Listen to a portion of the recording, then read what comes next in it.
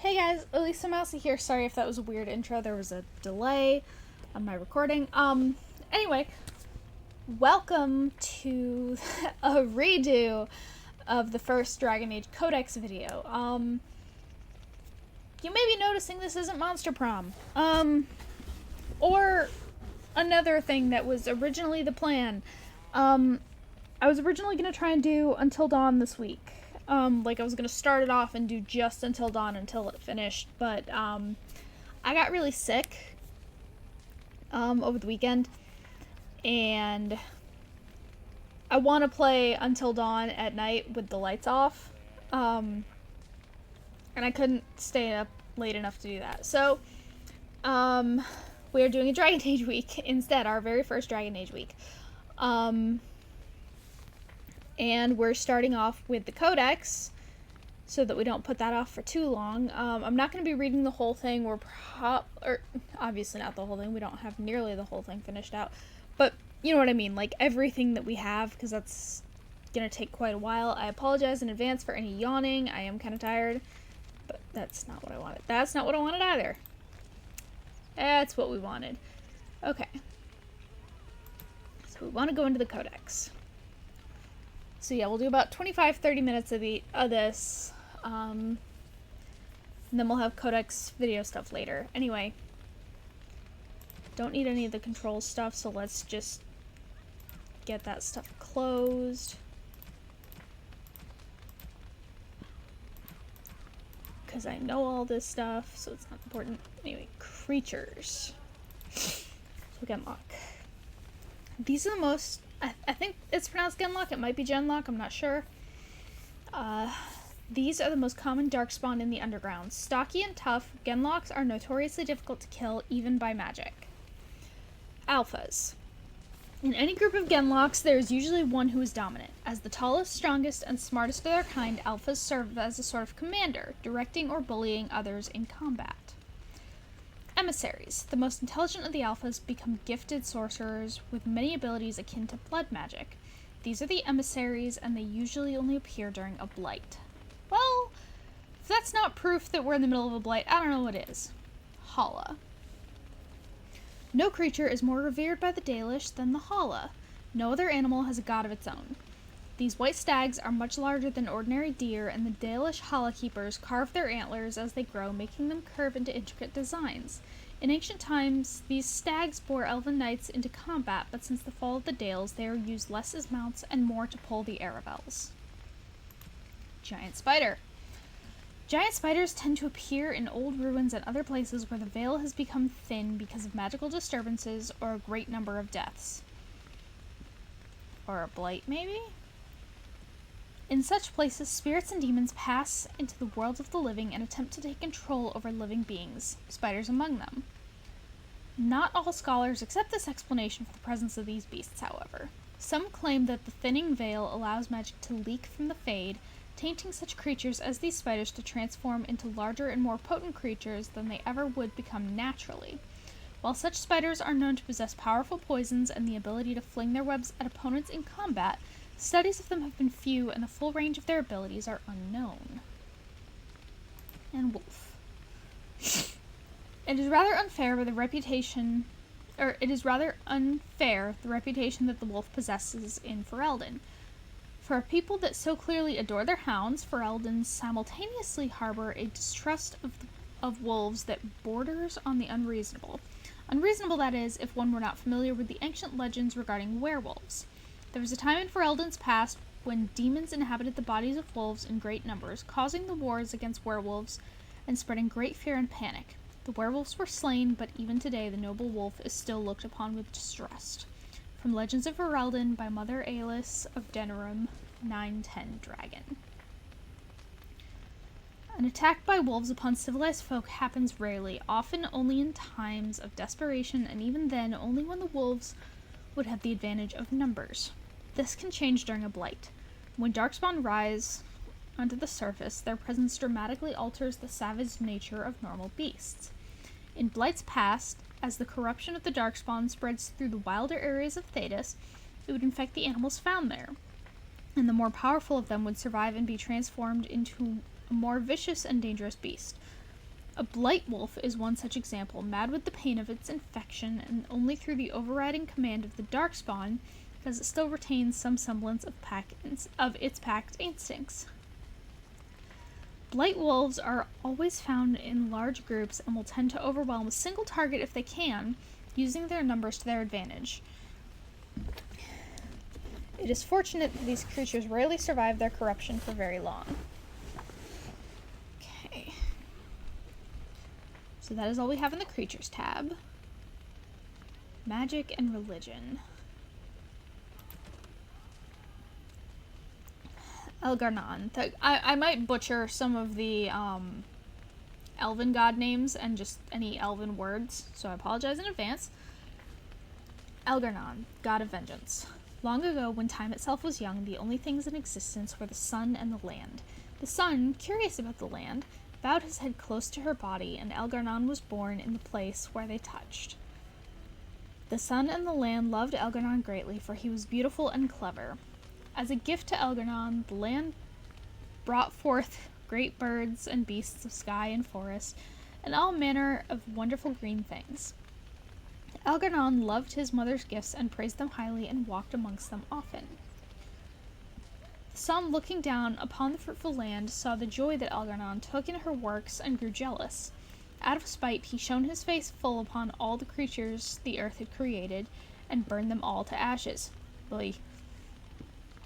The land cracked and split from bitterness and pain, and cried salt tears for the loss of all she had wrought. The pool of tears cried, for the land became the ocean, and the cracks in her body the first rivers and streams. Elgar'nan was furious at what his father had done and vowed vengeance. He lifted himself into the sky and wrestled the sun, determined to defeat him. They fought for an eternity, and eventually the sun grew weak, while Elgar'nan's rage was unabated.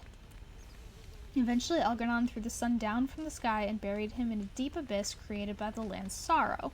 With the sun gone, the world was covered in shadow, and all that remained in the sky were the remainders of Elgar'nan's battle with his father, drops of the sun's lifeblood, which twinkled and shimmered in the darkness. From the tale of Elgar'nan and the sun, as told by Gisharl, keeper of the Ralafaran clan of the Dalish Elves.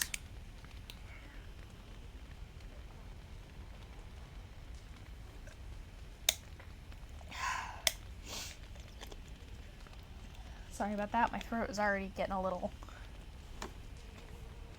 raspy, and I'm gonna be here a while because I'm gonna record more videos after this one. Fen'Harel, the Dreadwolf. There's precious little we know about Fen'Harel, for they say he did not care for our people.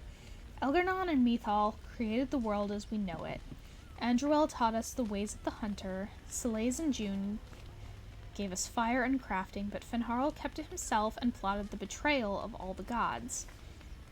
And after the destruction of our Lathan, when the gods could no longer hear our prayers, it is said that Fen'Harel spent centuries in a far corner of the earth, giggling madly and hugging himself in glee.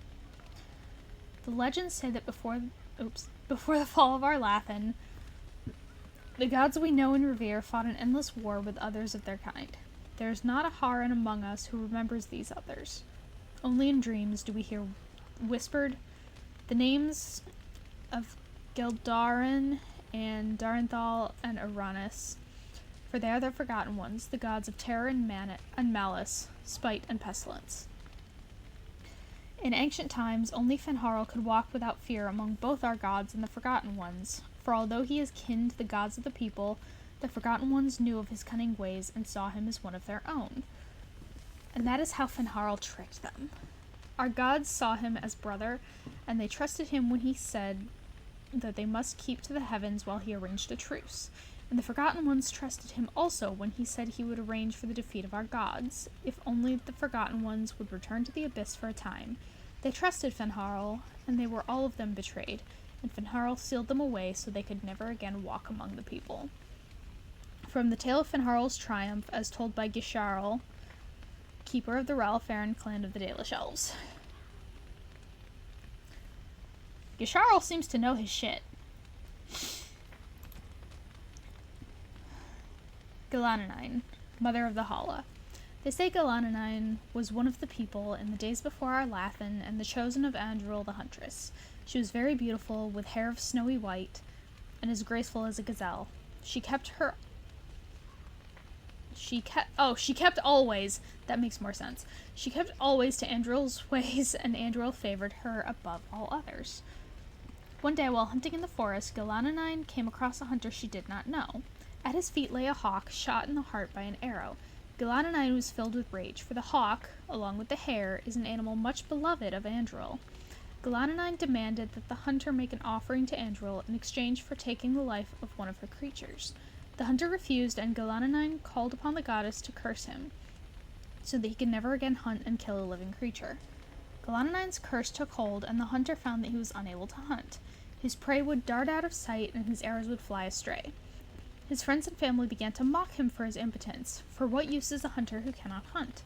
Ashamed, the hunter swore he would find Galananine and repay her for what she had done to him. He found Galananine while she was out on a hunt with her sisters and lured her away from them with lies and false words.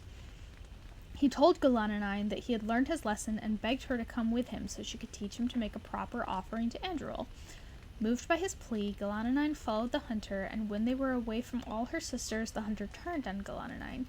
He blinded her first, and then bound her as one would bind a fresh kill from the hunt. But because he was cursed, the hunter could not kill her. Instead, he left her for dead in the forest. And Galananine prayed to the gods for help.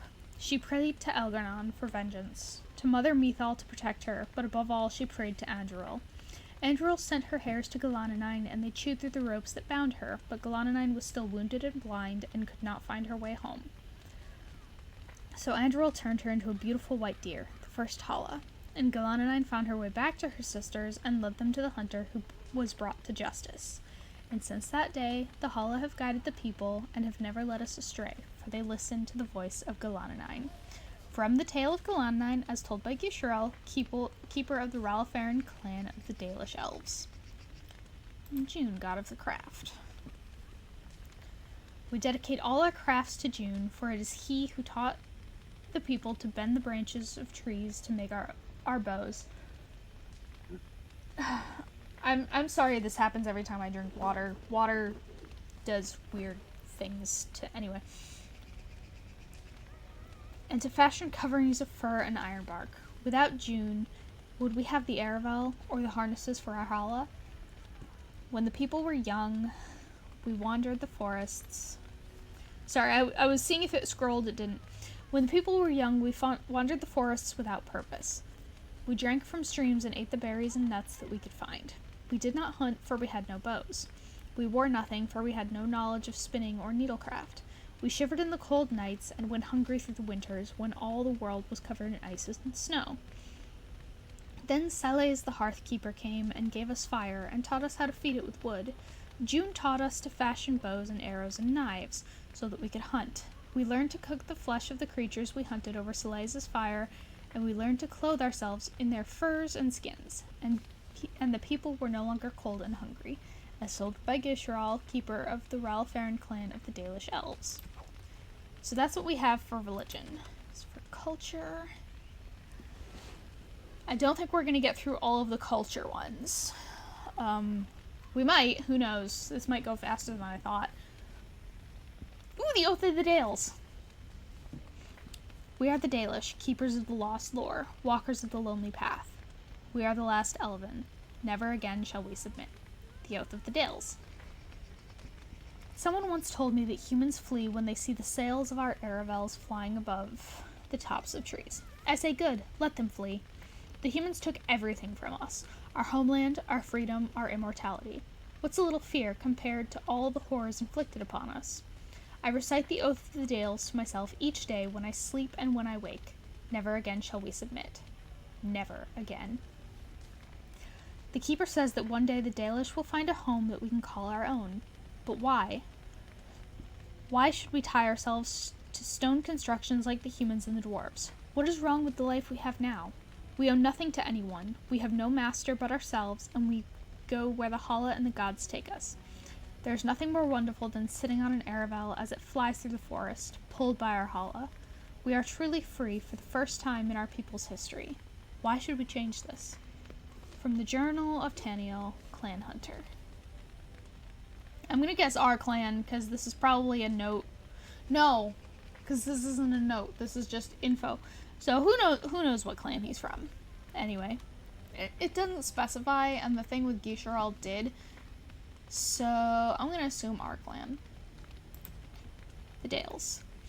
You will hear tales of the woman in Draste. The Shemlin named her prophet, bride of their maker. But we knew her as a war leader, one who, like us, had been a slave and dreamed of liberation. We joined her rebellion against the Imperium, and our heroes died beside her, unmourned, into winter bonfires. But we stayed with our so-called allies until the war ended. Our reward, a land in southern Orlais called the Dales. So we began the long walk to our new home. Halam Sharal, the end of the journey, was our capital, built out of the reach of the humans. We could once again forget the incessant passage of time. Our people began the slow process of recovering the culture and traditions we had lost to slavery. But it was not to last. The Chantry first sent missionaries into the Dales, and then, when those were thrown out, Templars. We were driven from Halam Sharal, scattered. Some took refuge in the cities of the Shemlin, living in squalor, tolerated only a little better than vermin. We took a different path. We took to the wilderness, never stopping long enough to draw the notice of our Shemlin neighbors. In our self-imposed exile, we kept what remained of elven knowledge and culture alive. The end of the long walk, as told by Gisharal, keeper of the Ralafaran clan of the Dalish Elves. The Brazilian Forest. There are places in the Brazilian forest where the veil is so thin that the difference between awake and dreaming is next to nothing. In one such place, a woodshaper was born under such unfortunate stars that his mother named him Abelas, which means sorrow. And he lived up to his name.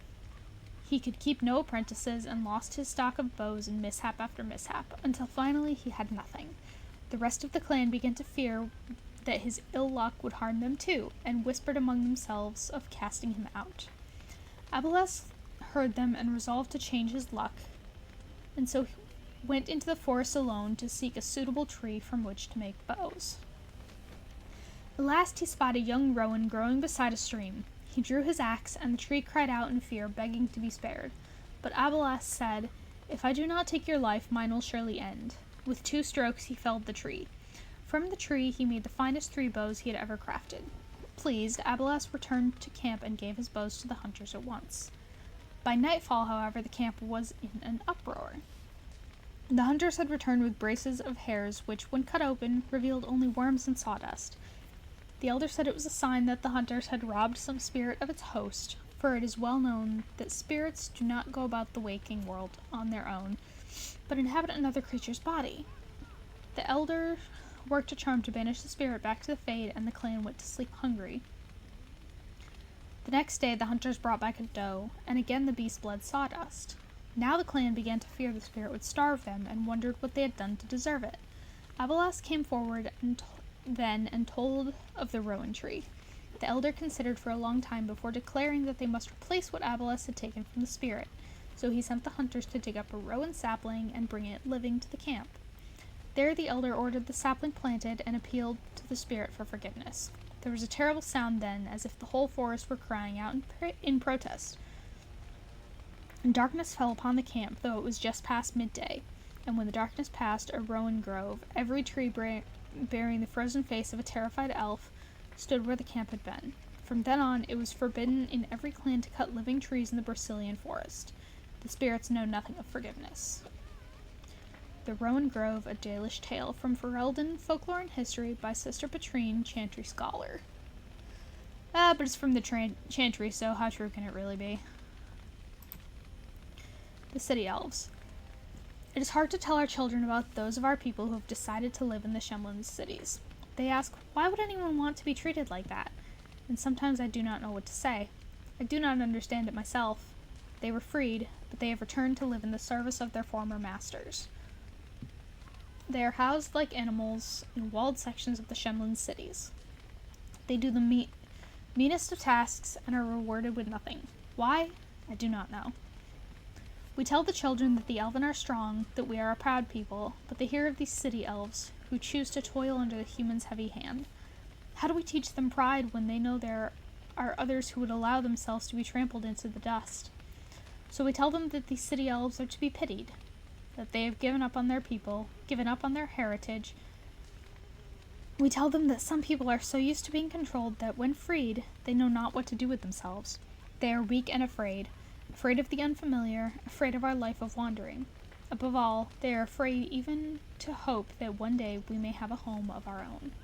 Gesheral, Keeple of the Ralafaran clan of the Dalish Elves. I know there's only a few left, but it also gives us a little bit of padding for the next codex, so I think we'll do our Lathan Part 1 and our Lathan Part 2, and then we'll gut it. So our Lathan Part 1. Before the ages were named or numbered, our people were glorious and eternal and never changing. Like the great oak tree, they were constant in their traditions, strong in their roots, and ever reaching for the sky. They felt no need to rush when life was endless. They worshipped their gods for months at a time. Decisions came after decades of debate, and an introduction could last for years. From time to time, our ancestors would drift into centuries-long slumber, but this was not death, for we know they wandered the fade in dreams. In those ages, our people would call all the land Elvenon, which in the old language means place of our people. At the center of the world stood the great city of Arlathan, a place of knowledge and debate where the best of the ancient elves would go to trade knowledge, greet old friends, and settle disputes that had gone on for millennia. But while our ancestors were caught up in the forever cycle of ages, drifting through life at what we today would consider an intolerable pace, the world outside the lush forests and ancient trees was changing.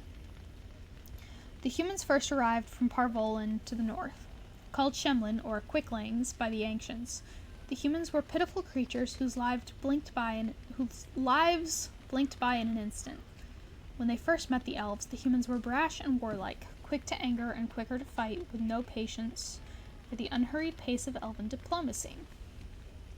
But the humans brought worse things than war with them. Our ancestors proved susceptible to human diseases, and for the first time in history, elves died of natural causes. What's more, those elves who spent time bartering and negotiating with humans found themselves aging, tainted by the humans' brash and impatient lives. Many believed that the ancient gods had judged them unworthy of their long lives and cast them down among the Quicklings. Our ancestors came to look upon the humans as parasites, which I understand is similar to the way the humans see our people in the cities. The ancient elves immediately moved to close Elvenon off from the humans for fear that this quickening effect would crumble the civilization. The fall of Arlathan, as told by Gesheral, Keeple of the Ralafaran clan of the Dalish Elves. This is another reason to cut it soon, as I'm starting to stumble over my words a little bit. After all of this reading out loud. Arlathan Part 2. You ask what happened to Arlathan? Sadly, we do not know. Even those of us who keep the ancient lore have no record of what truly happened. What we have are accounts of the days before the fall, and a fable of the whims of the gods. The human world was changing even as the elves slept. Clans and tribes gave way to a powerful empire called Tevinter, which, and for what reason we do not know, moved to conquer Elvenon. When they breached the great city of Arlathan, our people, fearful of disease and loss of immortality, chose to flee rather than fight. With magic demons and even dragons at their behest, the Tevinter Imperium marched easily through Arlathan, destroying homes and galleries and amphitheaters that had stood for ages. Our people were corralled as slaves, and human contact quickened their veins until every captured elf turned mortal.